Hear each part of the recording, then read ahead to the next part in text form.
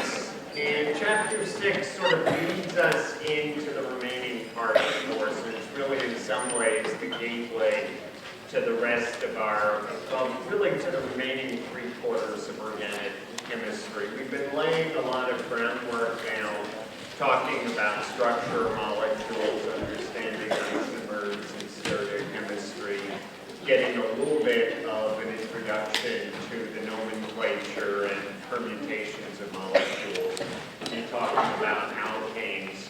And so now, as we go into the rest of the course, we're going to be doing a lot of discussion of functional groups and their reactivity. And remember, I said this was one of the biggies for organic chemistry. Chapter 6 is really the gateway to this, particularly in relationship to Chapters 7, Chapter 8. Chapters 7 and 8 deal with two types of reactions, substitution reactions and elimination reactions.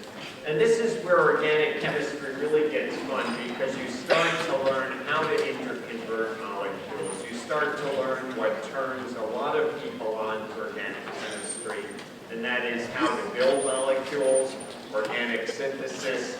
Chapter 6 begins talking about reactivity and how chemical reactions occur, with the idea of setting the groundwork for thinking about reaction mechanisms and all the processes that occur. And it ties into that second biggie we talked about, curved arrows.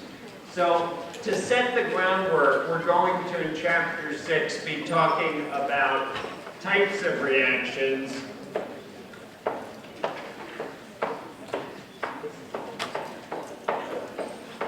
and we're not going to discuss every type of reaction, but we're going to set a little bit of the groundwork on two types of reactions, on substitution reactions and addition reactions, basically learning to make sense when you see an organic chemical equation of what's going on, literally how to read what's going on and how to understand it. We'll talk about the mechanisms in this chapter.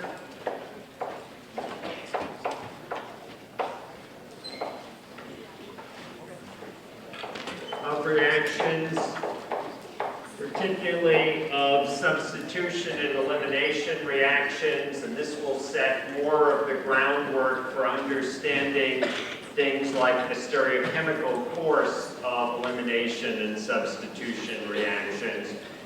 We'll also learn to think about reactions as overcoming energy barriers and going from reactants to intermediates and intermediates to products, or alternatively, from reactants directly to products.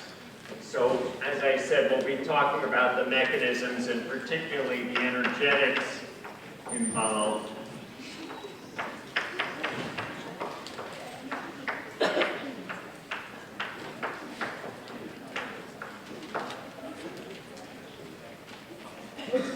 And part and parcel with energetics of reactions are the rates of reactions and a discussion of rate determining steps.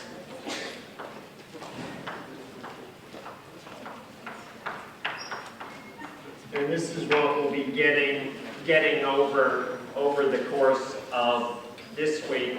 This is also the last week of the course where we very conveniently have the lecture in 1 week, discussion in the next week, and then a quiz in the following week to sort of bring it all home.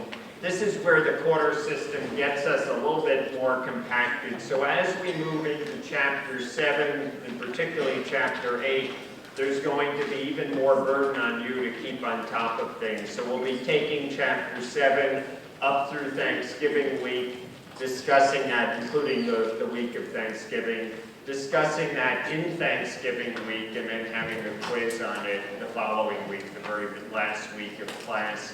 And then the very last week of class, we'll be discussing Chapter 8, and you'll have that going on in both the lecture and the discussion, and then of course we move into the final in the following week. As I've lamented before, I wish we had a little bit of an extra reading period to digest the last chapter of the class. All right, so let's take a look at one chemical reaction. I'm going to write it a couple of ways. Question. What's the next quiz going to be on? The next quiz is going to be on chapter 5 on Monday. So let's take a look at a particular reaction. We'll write it a couple of ways, and we'll use it and a few others as sort of springboards to talk about some of these points here about the types of reactions and the mechanisms of reactions, and later on energetic profiles. So let's take a look at the reaction of ethyl iodide, also called iodoethane, with sodium cyanide. Now I'm going to start to write this in various ways that you might see an organic chemist write things. One thing you probably will see is an organic chemist will often just focus on the organic product of the reaction. So you may see this reaction written like so, which would upset very much someone teaching general chemistry because it's not a balanced equation, and yet we're really organocentric here. We're of course talking about a reactant and another reactant going to an organic product.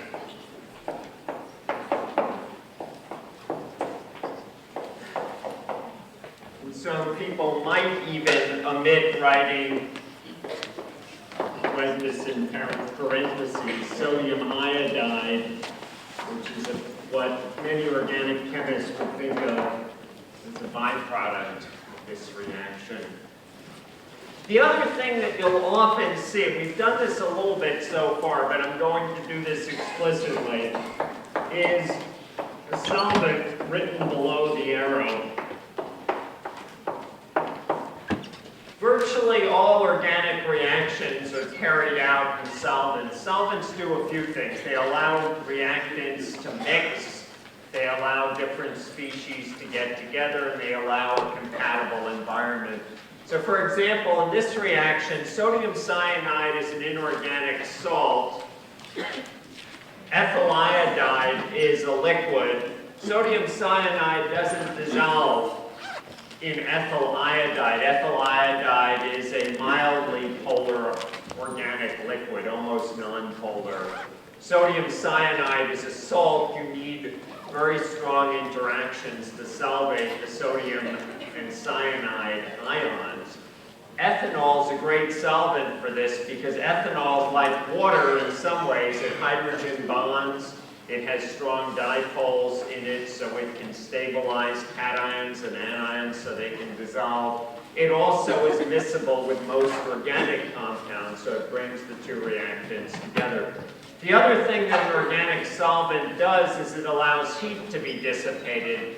Most reactions that proceed, most reactions that go to the right, end up releasing heat. And as such, if you just mix two pure reactants, if the reaction becomes exothermic, if the reaction's exothermic, you may get a lot of heat very suddenly, literally potentially getting an explosion. Solvents dissipate heat. They also can boil to relieve heat through evaporation. And often a reaction in your lab course will be carried out in a flask with a reflux condenser so that solvent can be boiled to heat the reaction up, but also so that any heat can just go with the boiling solvent and the solvent can then condense with the condenser.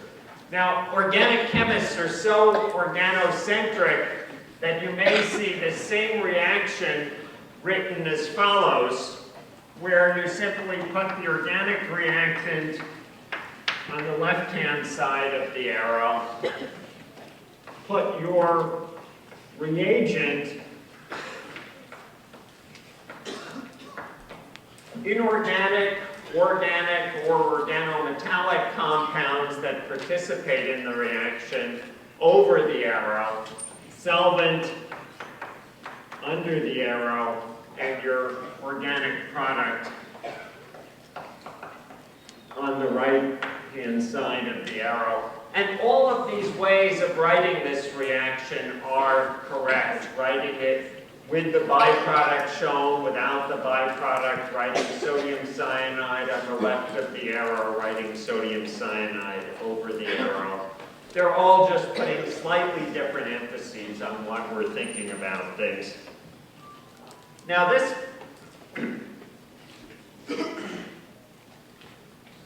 particular reaction falls into the class of reactions known as a substitution reaction.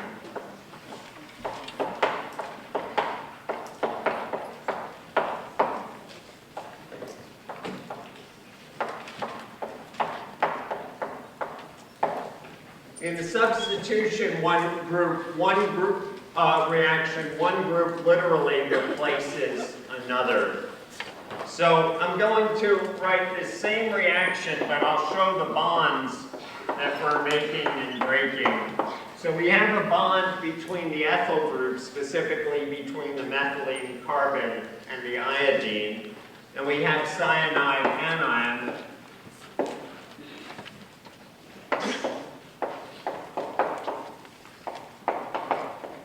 And so we substitute the bond to the iodine, we substitute the iodine with a cyano group, with a nitrile group. The other product of this reaction, specifically as I've written it, is iodide anion. So basically, cyanide comes in and it replaces, it substitutes the iodine, and now we end up with cyanide bound to the ethyl group and iodide kicked out.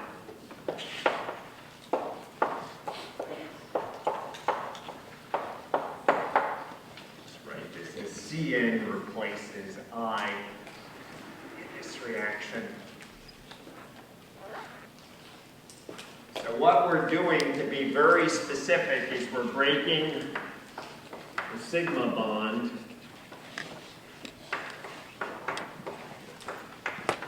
and we're forming CCN bond.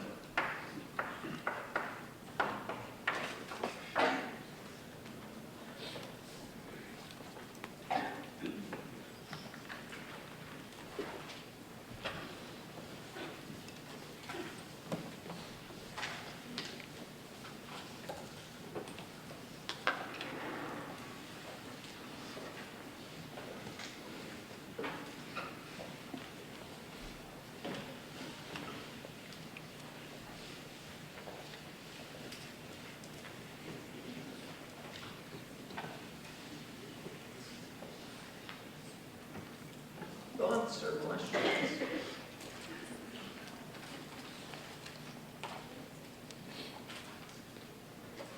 We've already seen that one of the ways we think about reactions involves the use of arrows of various sorts. And this really is integral to the language of organic chemistry, where specific arrows have specific meanings. And some of you may find, if you don't use, or have already found on your midterms, if you haven't used the correct sort of arrow, you've miscommunicated and perhaps even lost credit for it. So I want to talk a little bit explicitly about various sorts of arrows that we've been using to show reactions, to show equilibria, to show resonance, and to show bonds making and breaking. So let me write a couple of these out. So when I wrote the reaction before, I think we wrote something to the effect of CH3 CH2I plus NaCN goes to CH3 CH2CN plus NaI. So that arrow there is just specifically a reaction showing reactants to product. Doesn't say anything about whether it's an equilibrium.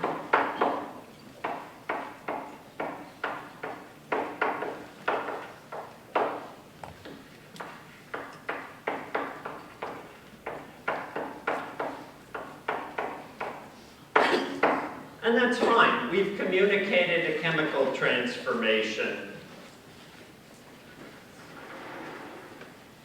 Technically, I can say every reaction is nominally reversible. By that I mean, it's never really completely wrong to think of any reaction as an equilibrium. But in some cases, they're so energetically downhill, it's kind of silly. Let me show you an arrow we could write to indicate specifically that we were talking about a reaction that's an equilibrium. If we use this sort of arrow,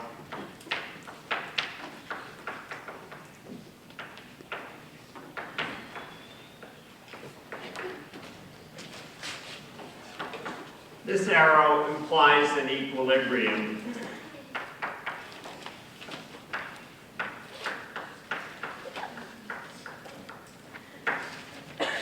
I generally write this as two regular arrows, one over the other. You'll also see this written in particularly typeset, where you have arrows like this. I think the chemical drawing program I use typically does that. Your book may do that as well. Neither one is particularly different from the other. Show you a case in just a moment where there is a big difference between an arrow with a double head on it and an arrow without. Let me show you one more variation on the arrow. Same reaction.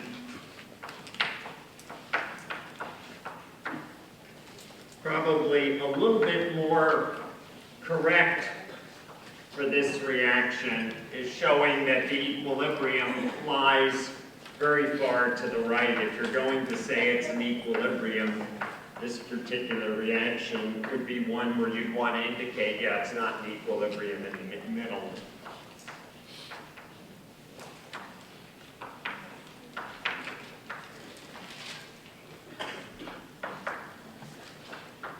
I'll say indicates the equilibrium lies to the right.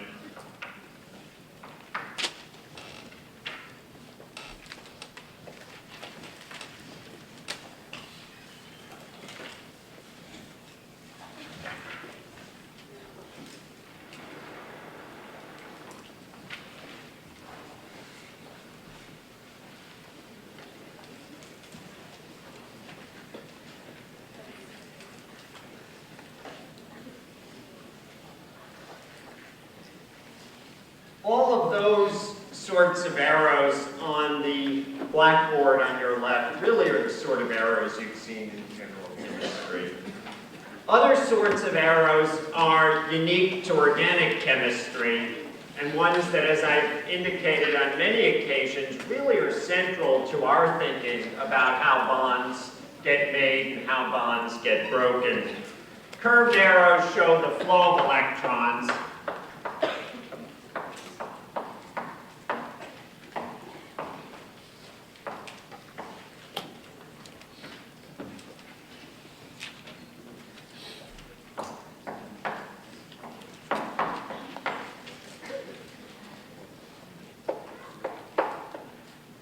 In the making and breaking of bonds. And specifically, a curved arrow with a regular double head on it shows the flow of an electron pair. And that kind of makes sense, given that all of the bonds that we've talked about involve 2 electrons for every single bond. So a double bond involves 4 electrons. In other words, bonds involve electrons in pairs. We'll say in bond making and bond breaking.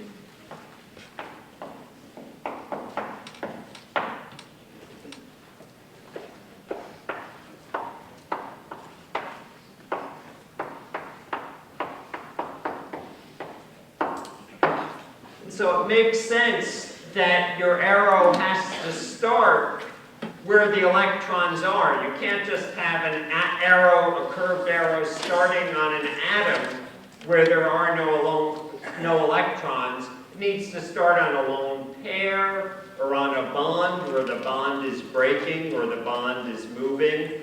So for example, in the reaction that we're talking about here, this reaction of ethyl iodide, which we'll learn is called an SN2 displacement reaction.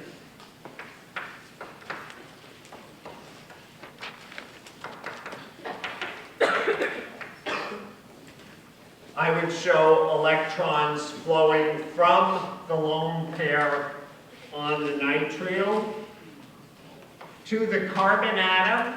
This is going to represent the new bond that's being formed, this flow of electrons. And concurrently, electrons are going on to the iodine atom.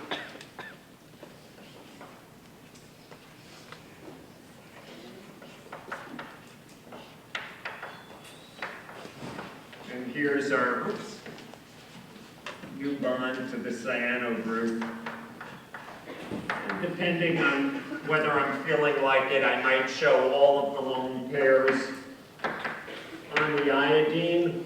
Often, because organic molecules are big, often people only show the electrons right at the region, right at the center of the reaction, just because there's a lot of extra atoms in the molecule. But here I'm feeling good, and I will go ahead and draw everything out. And here's our iodide anion.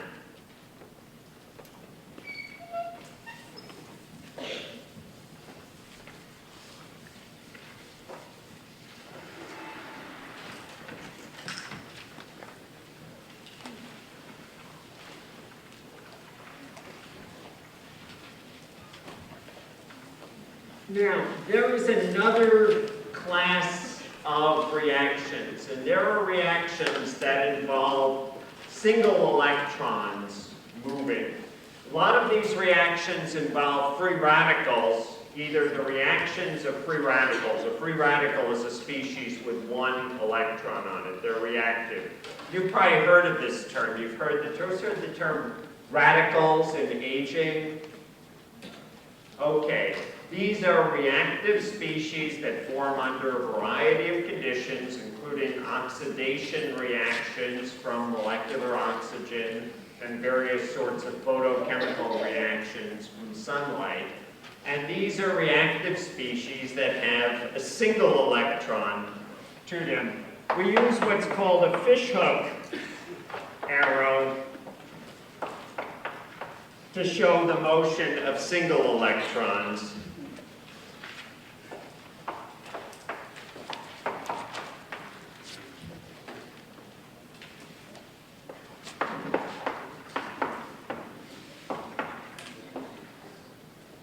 And by a fishhook arrow, what I mean is a curved arrow, but instead of having a double head on it, having a single head on it.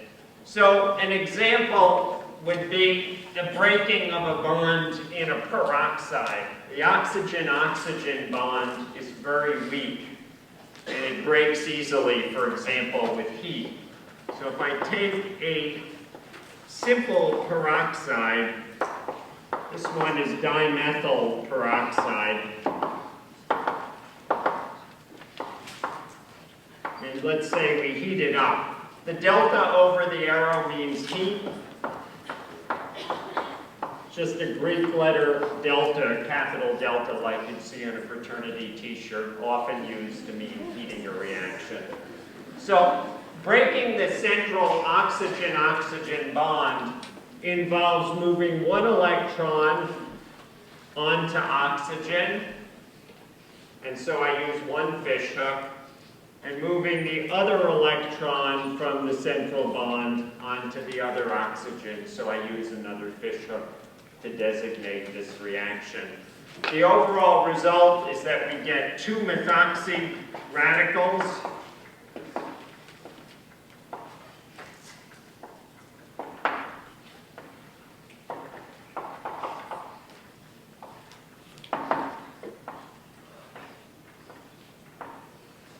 Each of these methoxy radicals has 7 electrons around oxygen instead of 8.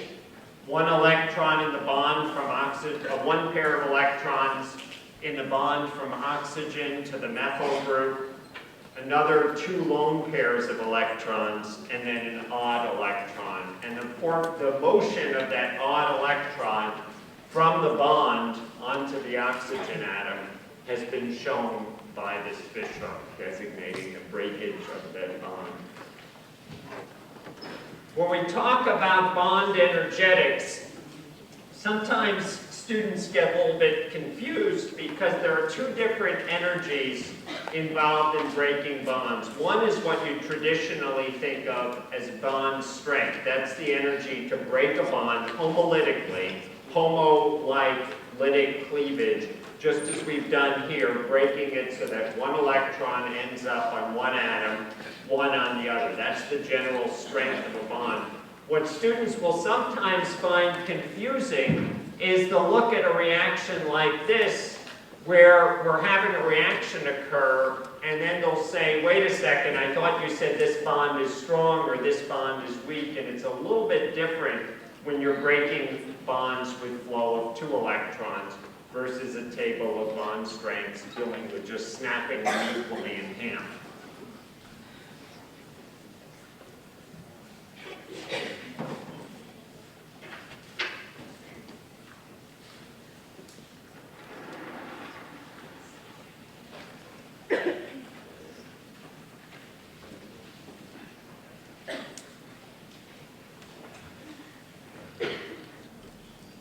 All right, last arrow, and you've seen this, the double-headed arrow.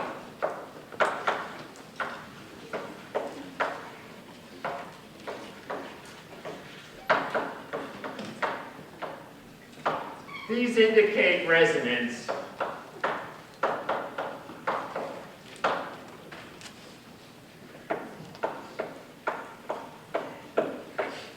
So on the midterm exam, for example, you saw the use of this arrow to indicate 2 resonance structures of an imidazolium cation. That was, I believe, on the last problem where I asked you to draw 2 different structures, and I think the structure that I provided, I think I had asked you to fill in a hydrogen to show a resonance structure. So I think that the structure I provided, or almost provided, was this structure. I think you had to fill in the hydrogen and the positive charge. And then we had a double-headed arrow showing resonance, showing the resonance structure.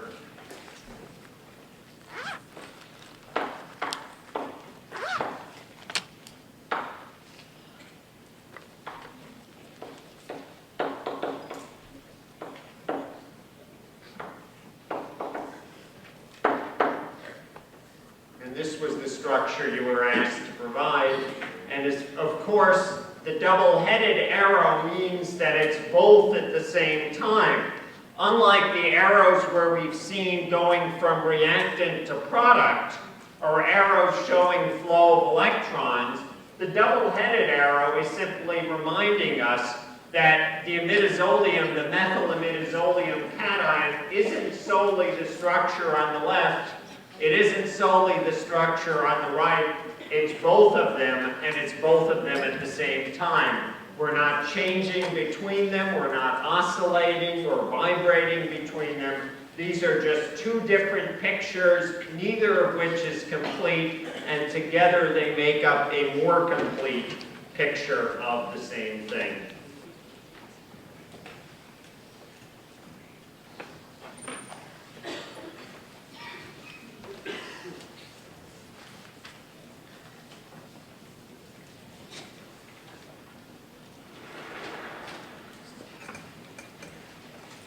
All right, let's talk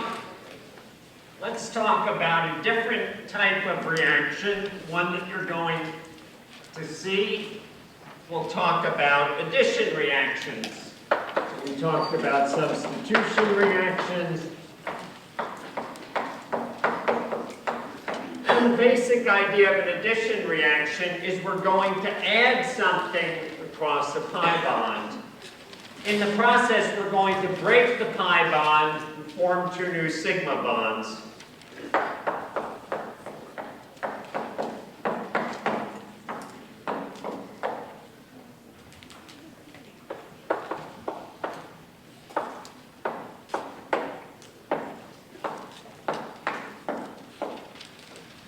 We take an alkene, like cyclohexene,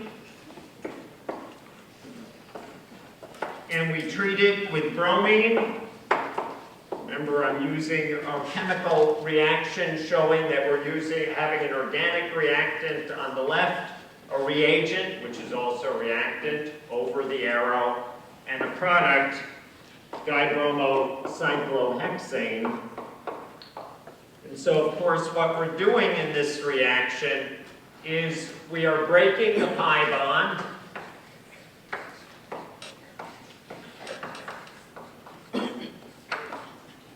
We're forming two new sigma bonds.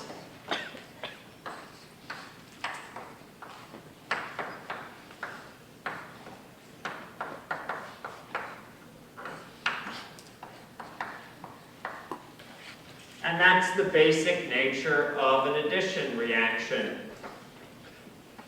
In this particular case, so an overall addition reaction can involve many, many different types of processes. In this particular case, we're also breaking the bromine-bromine bond. Sometimes we don't even have the two groups that add to a double bond coming from the same reagent. And yet, you can still recognize the basic form as an addition reaction. So later on in the class, you're going to be learning about, later on in the sequence, you're going to be learning about Grignard reagents. So let me borrow an example from your textbook, which allows you, this is actually in the current chapter, so it's a nice chance to see what we're talking about. Here's acetone, and we can treat it with a Grignard reagent. Later on, you're going to learn that the name of this reagent is called methyl magnesium bromide. It's an organometallic reagent, and it acts as a nucleophile toward the carbonyl group. Right now, though, we're just looking at the basic grammar of the reaction and not the details of the mechanism or the reagents. And so in the first step, I mean, this is literally, you will add one reagent to your acetone. Sometimes you'll add the acetone to the reagent, the flask. Then you'll add another reagent, in this case, water. And when you're done, the product of the reaction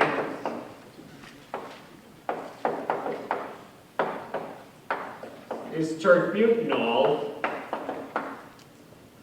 And even though this is a very different reaction than you've seen thus far, and it involves different sorts of chemistries that you've learned about, you can look at this reaction and say, oh yeah, it is an addition reaction. He said in an addition reaction, we break a pi bond. We had a pi bond to the oxygen, and that pi bond is no longer there. We've broken it. And in the product, now we have two new sigma bonds. The oxygen before was bound to two methyl groups, and here it's bound to a third methyl group, so we formed a sigma bond to a methyl group. The carbon atom was bound. And the oxygen atom before just had a double bond, and now we have a new sigma bond to a hydrogen. So even this very different sort of reaction falls into the broad class of addition reactions.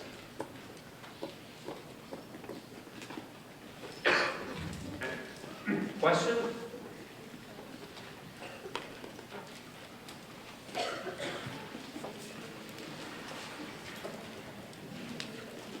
So right now we're taking kind of a look from 30,000 feet at a lot of what you're going to be learning over the remainder of the course and just getting a feeling for the different types of reaction.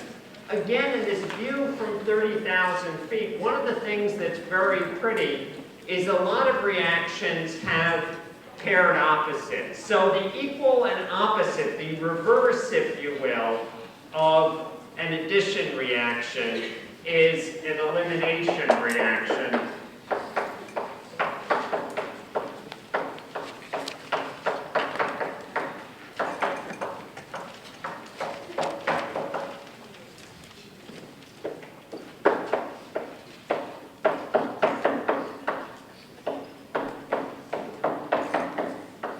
What do I mean by the opposite?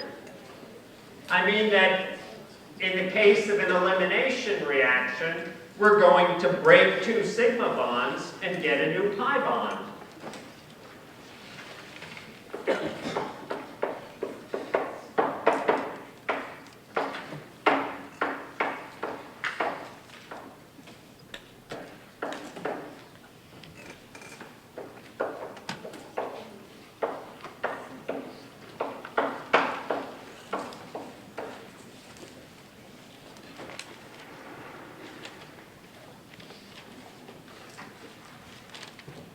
All right, let's take a look at an example of an elimination reaction. And indeed, this is an elimination reaction that you'll be seeing in the very next couple of chapters.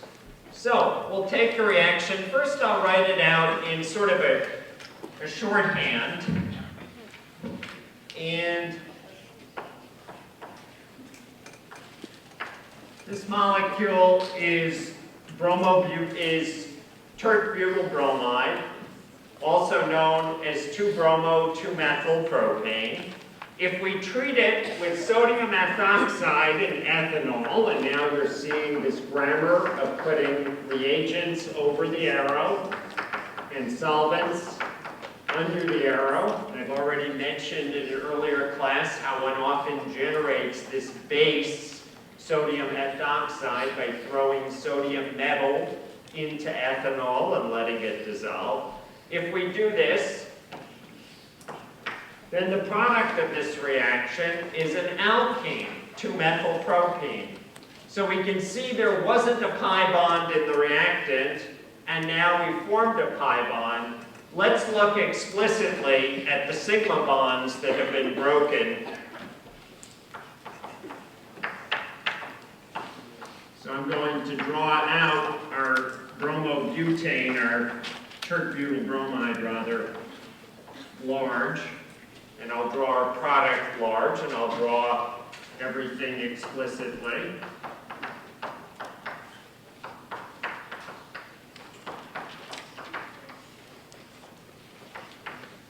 So here's the pi bond that we formed. And you can see the sigma bonds that we've broken in going from a CH3 group to a CH2 group. We've broken one of the bonds to the hydrogen.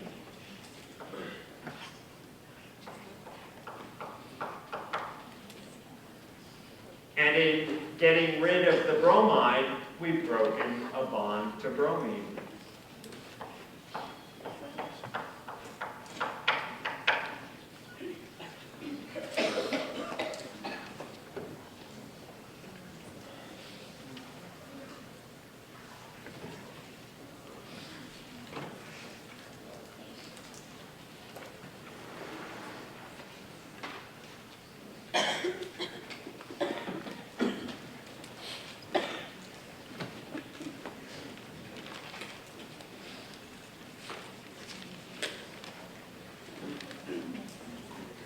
As we go on to learn about substitution and elimination reactions, we're going to be learning about species called reactive intermediates. And I've already hinted at them with radicals.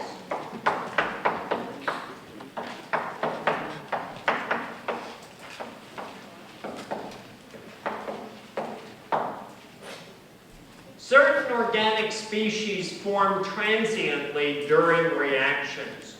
Generally, these are not species that you can put in a bottle. This, of course, means that organic chemists have worked very hard to figure out how to put some of these species in a bottle, because if you say there's a rule you can't do something, organic chemists want to figure out how to try and break it. However, let me show you general examples of the sort of reactive intermediates that you're going to see that in general just form transiently for a fleeting fraction of a second and then go on to a product. I'm going to draw them out explicitly because it's easy later on to get confused about the subtle distinctions between them. Carbocations are carbon-bearing reactive intermediates in which you have a positive charge on carbon, in which the carbon lacks the complete octet. We call them carbocations because they are literally cations on carbon. Let me write my A here. Not surprisingly, carbocations are unhappy because they lack a complete octet. And so they form transiently and then go on to carry out various reactions that give them a complete octet. In the case of the bond homolysis to form a methoxy radical, we saw another type of species, a free radical.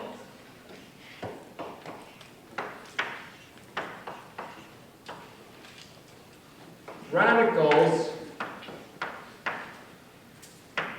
are species where you have an odd electron on an atom, and a carbon-centered radical is simply a radical with an odd electron on carbon. Just like carbocations, they're not happy. Carbon wants a complete octet, and it does various things to get it. What's interesting is that the reactions that carbocations do to get their complete octet are different than the reactions that carbon-centered radicals do. That's not surprising because carbocations need 2 electrons, so they carry out reactions that get them 2 electrons. Carbon-centered radicals need 1 electron to complete their octet, so they carry out reactions that get 1 electron. Often those reactions involve stealing, whereas reactions of carbocations often involve sharing.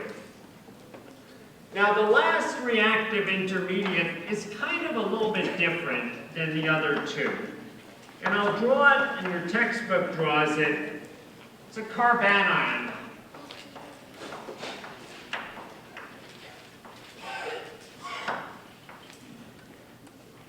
Carbanions have a complete octet on carbon. They're anions, negative charges centered on carbon. The carbon has a lone pair of electrons and a net negative charge.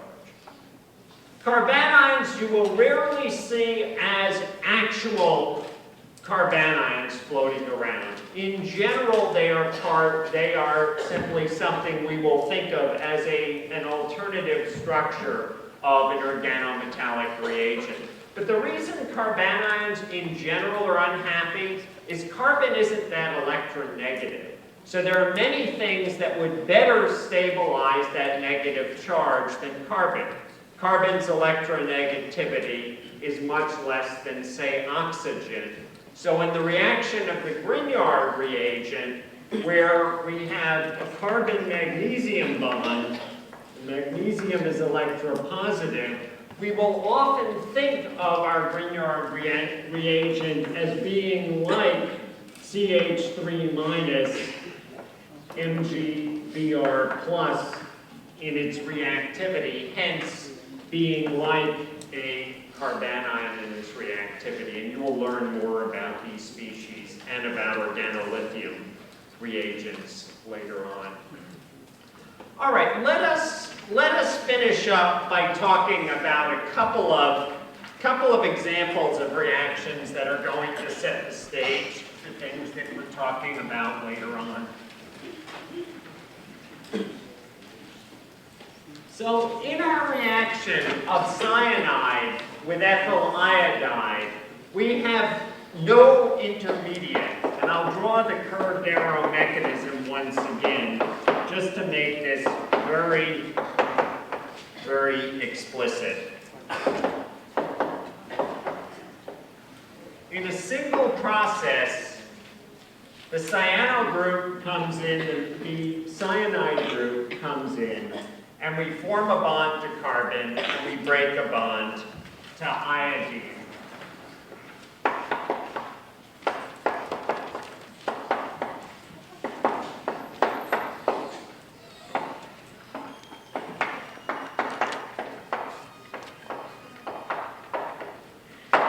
This is an example of a concerted process, one in which we've gone without an intermediate from a reactant to a product.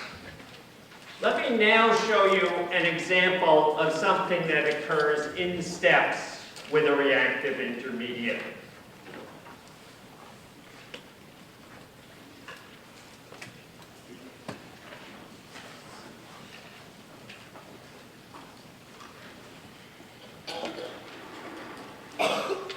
That reaction, by the way, is called an SN2 reaction. The reaction that I'll show you now is an example of an SN1 reaction. All right, if we take tert-butanol, if we take 2-methyl-2-propanol, and we treat it with HBr and H2O. If we treat it with hydrobromic acid, and HBr and H2O dissociates to form H3O plus and bromide anion, and those are going to be the players in this reaction. The product of the reaction is the 2-bromo, 2-methylpropane that we saw before, tert-butyl-bromide. So this is a substitution reaction, just as the other example was. We've broken a bond to oxygen, and we've formed a bond to bromine. How does this reaction occur? This reaction occurs by way of a carbocation intermediate. And you're going to be seeing this a couple of times again, so don't worry if this goes by fast today, because this particular concept is going to be coming back again and again. In the first step, we protonate the oxygen. And I'm using curved arrows to show the flow of electrons from the lone pair to the hydrogen, breaking a bond between the hydrogen and the oxygen, just like we did on the midterm exam.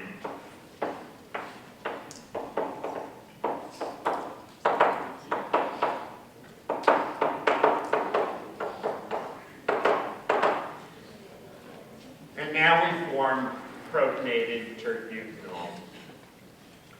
In the next step of the process, and again, don't worry if this goes by fast, because we're going to be seeing it a couple of more times. In the next step of the process, we have a protonated OH group. It can leave, taking its pair of electrons with us to give us a tert-butyl cation.